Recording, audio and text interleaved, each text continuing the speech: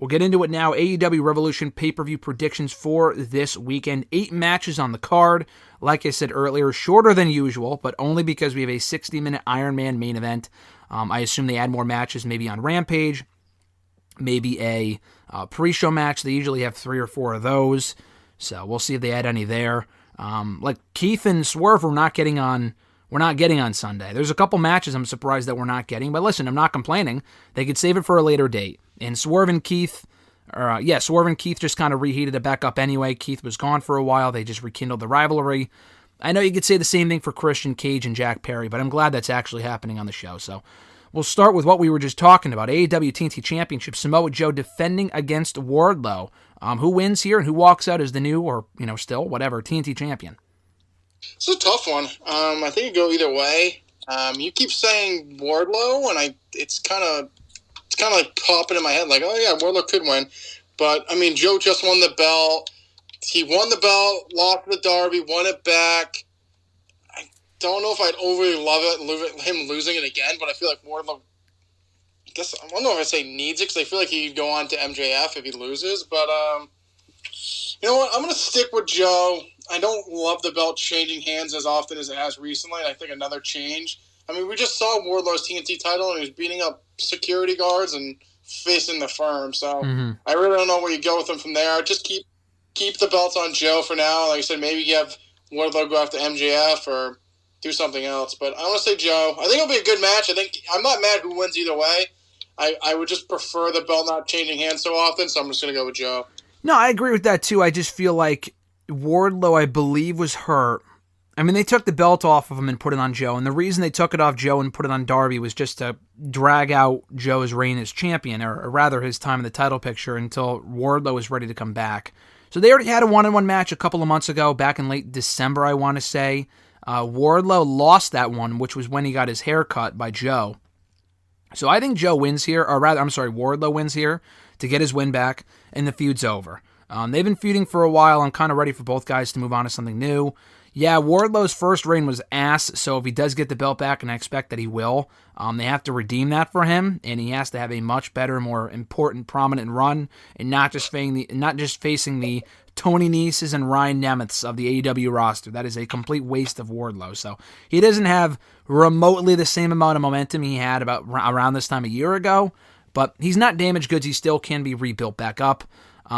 It's also possible he loses here and then is built up for an I don't know how this would work exactly if he keeps losing, but he can be built up for an opportunity against MJF for the championship, maybe a Double or Nothing on the 1-year anniversary of when he beat him the last time, a Double or Nothing last year. That might have been the last match that MJF lost, actually. You could do that, but I'd rather just put the belt back on Wardlow, rebuild him there, and then go from there. But I also thought the championship the first time would do something for him, and it really didn't. So I guess we'll find out in due time. The other match made official for the show as of on Wednesday's Dynamite, Christian Cage, Jungle Boy Jack Perry, no-holds-barred match. Christian Cage wanted the fight. He's going to get it. These two have been feuding on and off now for 9 months. I don't know. Christian Cage was gone for a while. He was out hurt. He's back now. The whole story here is, can Jack Perry deliver the concerto, grow some balls, and beat Christian decisively and not hesitate? I think he will. I think Christian winning would be dumb here. Christian winning it all out was perfectly fine by me because, he should have won the first match, and it was an angle anyway because he was hurt. But I do think Jack Perry wins here and hopefully puts the rivalry to rest once and for all. Yeah, I'm with Jungle Boy here. I'm over the feud at this point. I understand Christian got hurt, but I don't know. Jungle, he just needs to win. I mean, he's looked like the biggest putz the last few weeks. I mean, he needs to win here. He's just going to be seen as a joke from the fans. So I got Jungle Boy winning as well. Yeah, he beat Luchasaurus in what I thought was a great cage match at Full Gear. Kind of keep that momentum going. He needs to prove himself here, and I think he will, and keep building up Jack Perry. So continuing on the trend of building on the homegrown stars. Ricky Starks, not, day one wrestler in AEW, but still a fresher face, facing Chris Jericho. Now, the first match I actually really enjoyed. The feud has done a lot of nothing for me since.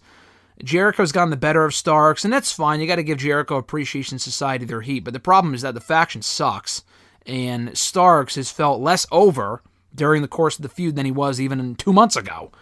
So he really needs to win here. I'm honestly going to go off on a limb and say Jericho wins. I do know, Booking 101 is that Starks got laid out on Wednesday, and then he gets his win back on, he wins on Sunday. I think Jericho gets his win back. Just Jericho's feuds tend to drag out for fucking ever.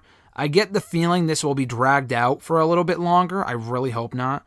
But I do think Jericho wins here to make it 1-1, and then I would have Starks win here and have him go 2-0 over Jericho and then move the fuck on, but I'm not too sure if that's all that likely. So I'm going to go Jericho. I hate that I'm even saying that, but I do think Chris Jericho might win and will win. That's terrible, though. Goodness. God, that sounds so bad. I'm going Ricky Starks as I'm just a naive, dumb fan, and I think he should win and needs to win. Like, Jericho doesn't need to win these feuds, and he always does, and they go on for too long. He always gets his win back. He always wins the last one. Just, get in your mouth that Jericho won again. If you want Ricky Starks to ever be anything, he needs to keep winning. He wins big matches. The fact they're doing this anyway is just dumb. I mean, I don't know why Ricky wants this match. He beat Jericho clean to begin with. I'm so over this feud. Starks needs to move on. I'm going with Starks. Like I said, I'm a naive, dumb wrestling fan, but I'm going with Starks here. I feel like he needs to win. And like I said, if he wins, maybe Joe retains, and you do Starks and Joe for the TNT belt. I don't know. I don't want Jericho to win. That would be a good spot for him if Joe retained the title. Then him and Starks would be great, and then Starks could be the one maybe to take the belt. Or honestly, him or Jack Perry. Jack Perry was calling out the biggest bitch in the building a couple of months ago, and I thought it would be Joe, and it was. Let me check my notes. Big Bill. So you can go back to that. So. Yeah, I would be fine with either one of those outcomes. But anyway, I really hope Starks wins here. He needs to win. The Jericho feuds have progressively gotten worse. JAS is just ass. It's ASS, and they need to move the fuck on. Starks is not benefiting at this point unless he beats Jericho again, this time on pay-per-view. Please move on. The Elite defending the... You're going with Jericho. I'm going with Jericho. I hate that I'm saying that, but I just get the feeling he'll win. So, okay. I don't know. Just a feeling. No, I know you have your feelings. Yeah, listen. I hope my feelings are wrong. Hey, you're realistic and I'm the dumb naive mark. It's fine. No, you're right. I think there's a big chance Starks wins. Mine is more of a bold pick, and not because I want to see it happen, just because I have this sinking feeling that he probably will. Though I do think it's very likely Starks wins, but who knows. Or the dumb, naive fans that just hope they'll do the right thing, like with WWE sometimes, and then they don't. Jericho wins, and the feud continues on until August, so I guess time will tell. Elite, House of Black, AEW World Trios Championship. The build has been essentially non-existent in the last couple of weeks. For what should be their biggest trios match, I'm looking forward to the match. I think it'll be a great match. But House of Black are ice cold. Elite having matches with no stories, which continues with this one, does nothing for me. I think House of Black have to win here. This is another one that could go either way. I think House of Black have to win here to maintain any momentum they have left, which is practically none. But I'll say they win here and become champions, because what else do you do if Elite even win? I mean, what other trios does AEW have beyond the fucking Trustbusters and AR Fox and Top Flight? So I would give the belts to House of Black here. Yeah, I think, like you said, if for any kind of interest, heat, whatever you want to call it, for House of Black, I feel like they need to win. I just feel like you said, if it's the same situation, if they win, what do they do? What are they going to face? Top Flight and the Trustbusters? The problem is the division has no team, so regardless who wins, there's really nothing for them to do. I guess I'll go with House of Black. Like I said, someone with Ricky Starks. I feel like if you want them to ever have anything, have any push or people to give any care, like this is pretty much specifically for them. This is pretty much last ditch effort. At least Ricky Starks, they haven't done too bad by. Like for the House of Black, they just have never done anything. They're just a joke. So this is a last ditch effort. I'll go with them to win. Like you said, I think they'll run in the same problems. What are they going to face? The Lucha Brothers in a best of 7 match, or like what are we going to? There's no team, so I guess they'll just have the belts to hold them. Like I guess Damage Control held their belts, but at least they were on TV. But regardless, I'll go with them, because I feel like if they don't win now, they just might as well just fold up the spooky masks and go to Impact or something. Yeah, no, it's time to let Malachi go at that point. If you can't even give him the trios title, then it's a complete waste of whatever he has left to offer at this point, which can be a lot in my opinion. And yeah, just give him the belts. The Elite mean nothing as a trio currently. I know they're over with the Wayward Sons bullshit. I know you're not a big Elite fan, but I would break them up. I feel like they're more valuable separately. They can be aligned, but they got their little trios title run. Cute. Time to move on and have Omega back on it. He hasn't done any single stuff in about a year and a half since he got hurt in late 2021, and that was probably the best run he had in AEW was when he was on his own, so I'd go back to that personally. The Guns defending the AEW World Tag Team titles against the former champions, The Acclaimed, Jay Lethal, Jeff Jarrett, Orange Cassidy, Danhausen. I have no fucking clue why this had to be a 4-team match and why they didn't even wait to why not? I mean, I guess that's not a pay-per-view match either, but they're doing a 4-team match with 4 teams that just feel cold right now. The Guns, I don't care about at all as champions.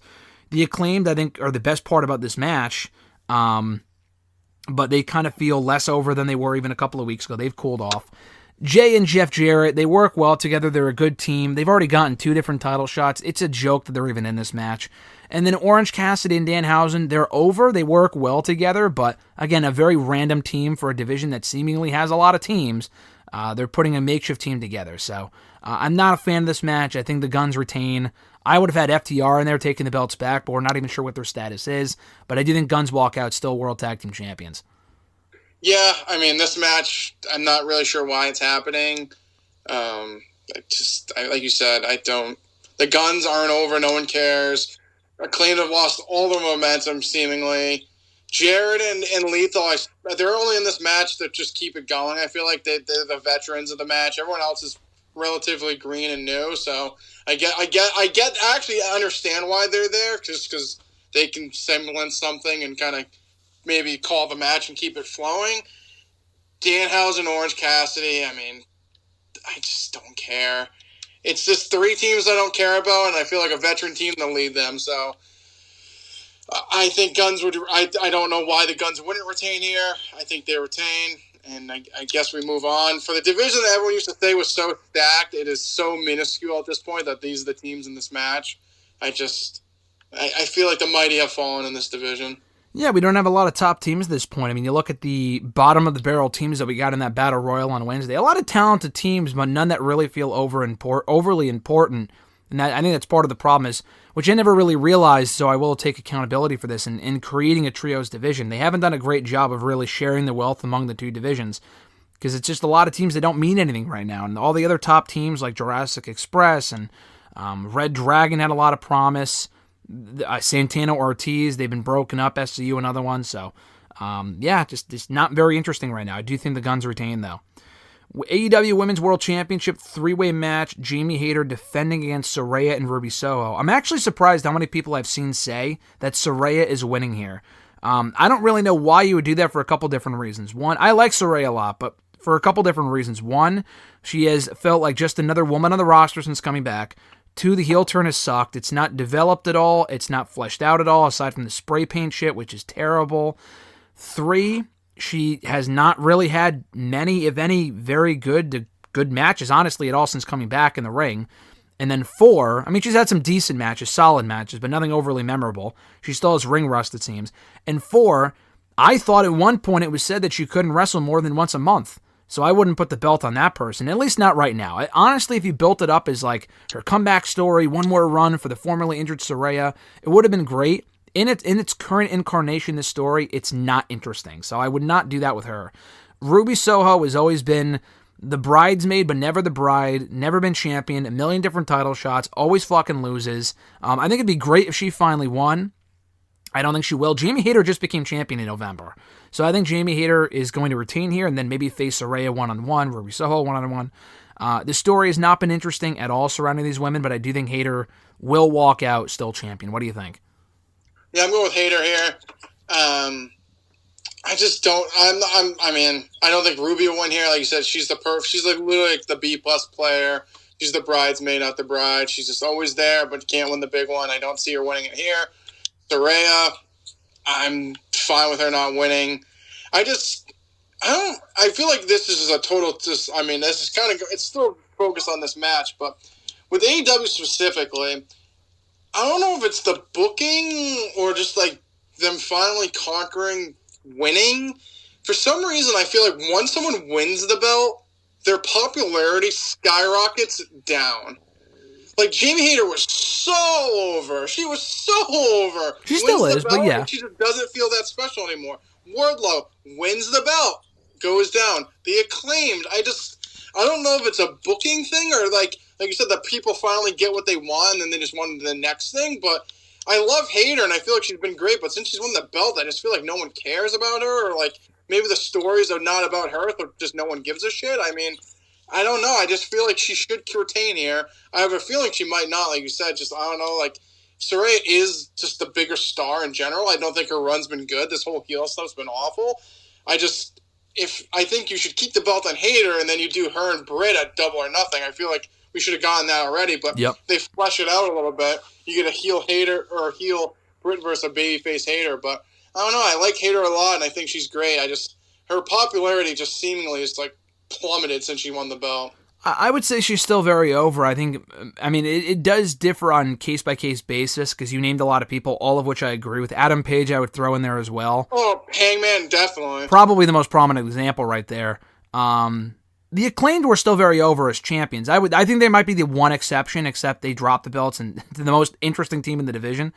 With Jamie Hayter, it's because I think, for me, the reason why it hasn't worked here is because the story's not about her. And the story just sucks. It's not an interesting story, and it's been awful. Okay. So that to me has been why she feels less over, because they have 7 different women on the show, which is great. We got different women on the show, but the story just isn't interesting, and they're not doing a typical, all right, Jamie Hayter defending against this, plucky underdog babyface Ruby Soho. That would have been fine, but they're not doing that either. So I don't know. It's weird. Hopefully she can get that momentum back, like you said, coming out of this pay-per-view. And she wins here, and she faces Britt. I like that idea a lot. So watch them not do it and put the belt on Saraya instead. And then maybe I don't know. I don't really want to see that. I like Saraya, but her run so far has been very flat. Putting the belt on her at this point, I don't think would accomplish anything positive.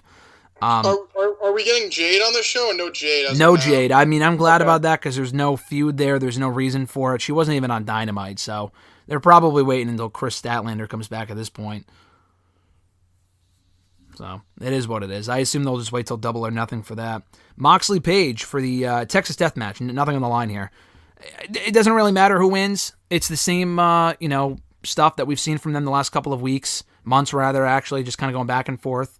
Moxley won the last match, so I think Page wins this one. I like the promos on Wednesday. I just think it's pretty, it's been a good feud, non-title feud. I like that, keeping them busy outside of the title picture. I like it. I think Page kind of needs to win here. Moxley won 2 of their 3 last matches, so I feel like Page needs to win this one to kind of prove himself. Yeah, I got Hangman winning here. I think he needs to win a little bit more. Moxley, he's only lost a handful of times, so I don't think him losing here will do much to him. I think Hangman needs a win to kind of keep him, so his momentum going. I feel like he's starting to pick up a little bit. And if he wins here, you can kind of push him more to like even maybe an MJF match. They had some kind of issues at the beginning of the company. You can kind of revisit that as MJF is champion now. So I think Hangman wins here. I think he just needs it more. Yeah, no, I would agree, and we'll see where they go with him after that. Last match, main event, 60-minute Iron Man match for the AEW World Championship, MJF versus Bryan Danielson. I think it's pretty clear-cut. MJF retains here as he should. There's still many more opponents for him to defend against. Like the promo on Wednesday, Danielson's been great. Best part of the show in recent weeks.